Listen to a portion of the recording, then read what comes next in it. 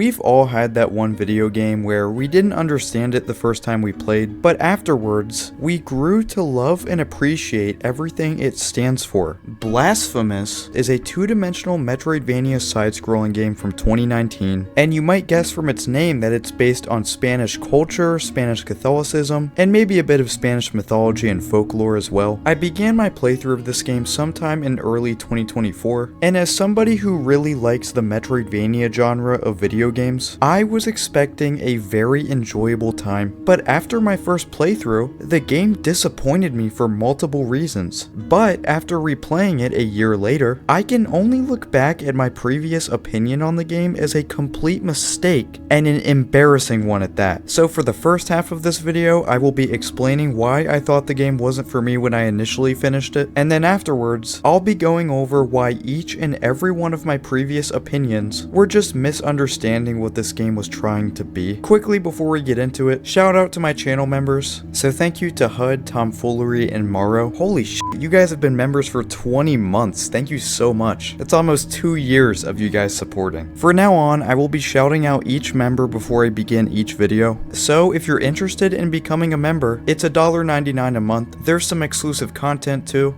Nothing too crazy. It's mostly a way for you to support my work and to be shouted out in new videos. Thanks for listening and enjoy. So like we've established, Blasphemous is a metroidvania game, and if you're somebody who likes to play these types of games, you're already aware that one of the things that makes these games great is the movement and combat upgrades. A few hours in, you'll get a dash ability, then a few hours later, you'll get a double jump ability. Most metroidvanias have these abilities since they date back to Super Metroid and Symphony of the Night, which are the two games that basically created the concept of metroidvanias. But Blasphemous is a metroidvania game with 0 true movement upgrades. There's no upgrades in this game that give you some sort of new power to traverse the map. There are upgrades that can help you reach new areas, but those are more so like changing the environment around you, but not changing the character movements themselves. And obviously there's weapon upgrades, but these aren't movement upgrades either. Now, when I first played through Blasphemous 1, I was really disappointed to see that the movement in this game never truly progresses. It felt like as time went on, the gameplay overstayed its welcome, in comparison to other Metroidvanias that get more complicated and fast-paced as the game goes on. At the time, I didn't really consider the fact that the gameplay is still great despite it not changing, but if it isn't broke, don't fix it. Still, the idea of this Metroidvania completely lacking a feature that the other games always have, it just didn't sit right with me. It was all about comparing the game to other Metroidvanias, and not about sitting down and appreciating Blasphemous for being Blasphemous. Now, I think one of the things that really harmed my first playthrough is that I never truly figured out how to use fast travel using each save point, which you have to donate 20,000 Tears of Atonement to the church in order to do so, which is a bit cryptic, I guess. But this saves so much time and definitely does make side content in this game more memorable and less tedious. There was also a couple areas in this game that just pissed me off. The sewers area is just so toxic. Get it? Because you're supposed to laugh. But yeah, this was a super annoying area of the game that immediately made me start reconsidering my enjoyment of it. It's that falling toxic waste, man. It is so annoying. If you've played this game, you know what I mean. And there's also that area in the DLC that kinda sucks ass. Yeah, Serpes is a great boss fight, but the area before him is a complete pain. And obviously now that I replayed the game, I've gotten better at traversing these areas, but I still do not like them. And so, combining those couple things, when I finally beat Blasphemous, I didn't want to do any more than just the first ending. Since the side content was confusing to me, I still couldn't fast travel, and I just didn't understand some of the artistic sides of the game, so I just wasn't invested. But speaking of the artistic side, that's what we're going to be talking about next.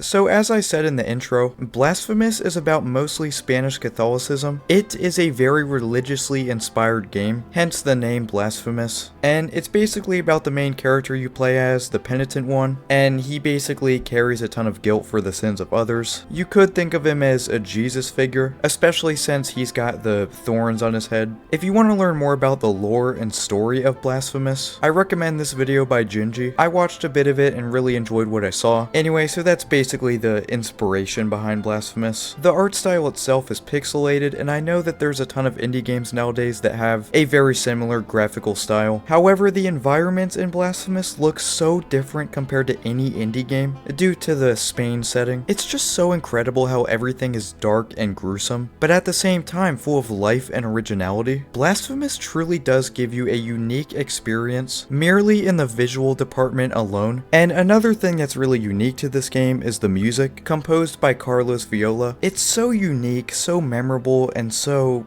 Spanish. So I just listed off 3 things that together define the artistic side of Blasphemous, but based on how I described these to you, what I'm about to say might be surprising. I didn't care about a single one of these things when I first played the game, and it was simply due to the fact that it just wasn't relatable or even known to me. Blasphemous is a game based on Spanish Catholicism, with Spanish architecture, Spanish music, whereas I am an American Protestant who has never even been to Spain, let alone outside of the US. At the time, I really didn't care about the Spanish culture represented in this game. I kinda just viewed it as a 2D Souls-like with little personality, which obviously it was just ignorance. I even said in one of my older videos that I thought the music was forgettable, which obviously now I've come to my senses. I just didn't have the same appreciation for European art and history that I do a year later, and thus, the tone and setting of Blasphemous just wasn't interesting to me.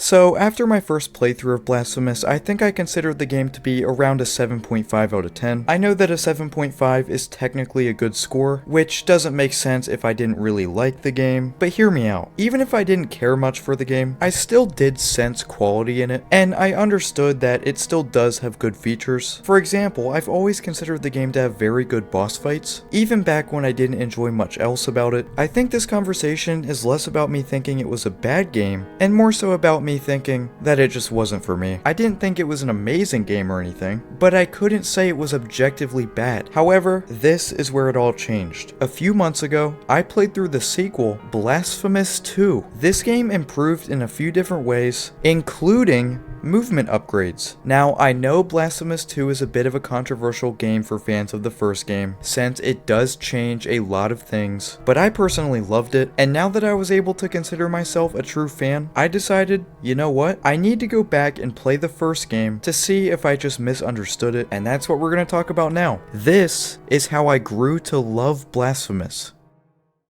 So, about a month ago, I began my second playthrough of Blasphemous, after about a year after my first playthrough. This time, if I didn't understand certain mechanics, I wasn't going to just ignore them and push forward. Instead, I was going to figure out why I didn't understand and work on improving my ability to fully grasp the mechanics of the game. And it worked! I used prayers to the best of my ability, I used the right rosary beads for my playstyle, and I also did a lot of lunge attacks because it's kinda broken. I cruised through the game and enjoyed every second of it. I guess I shouldn't say cruised because the bosses, even though I've beaten them before, still offered a good challenge to where I probably died maybe around 2 to 3 times on each boss. Some of the standout bosses were still just as good as I remembered, and now possessing the knowledge to know how to fast travel, the side content became fun rather than tedious. I now realize that instead of whining over the game having no true movement upgrades, I instead needed to appreciate the already existing gameplay for what it is. It may not be as fast-paced as other metroidvanias, but it doesn't need to be. This isn't Ori and the Will of the Wisps, or Symphony of the Night. It's Blasphemous, and the combat mechanics here are still great. Now, sure, I still appreciate that there's movement upgrades in the sequel, but I don't feel like the world of Blasphemous 1 requires them to be fun. Besides, there's some really cool platforming challenges because of the crossover content with Bloodstained Ritual of the Night, and these challenges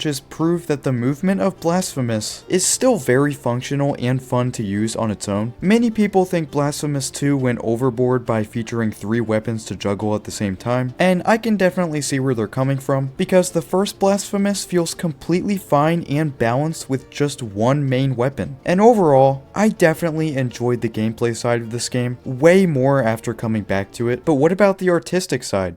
Well, I'm happy to report that I'm way more into the artistic side of Blasphemous than I was initially. Like I said, I originally thought the only thing this game had going for it in this department was the gore and grossness of some of the character designs, but now I see this game just oozes style, and actually I think I mostly just want to talk about the music in this segment because that's been the biggest change for me. I didn't care about the music at all at first. I thought it was serviceable background music, but not anything special. I was completely incorrect. Blasphemous and Blasphemous 2 both introduced me to Spanish music. Sure, I may have heard some of the same instruments used before, but you know how modern pop culture is. It all sounds the same to me. Blasphemous introduced me to classical Spanish music that feels genuine and beautiful and purposeful. It's just absolutely perfect for the game, and I listen to it on my own time as well. I just feel like more people need to be introduced to music like this, rather than stick to the usual mainstream music slop. Of course, I'm very biased because I hate music like that, but I still think the big reason why people don't understand music like this is because they don't even take it seriously to begin with. Just because I'm not Spanish or Catholic or somebody who lived in the 1500s doesn't mean I can't enjoy or appreciate art forms that are outside of my understanding. I think we sometimes get carried away with just everything having to be directly relatable to ourselves when we can like things that are very different from us.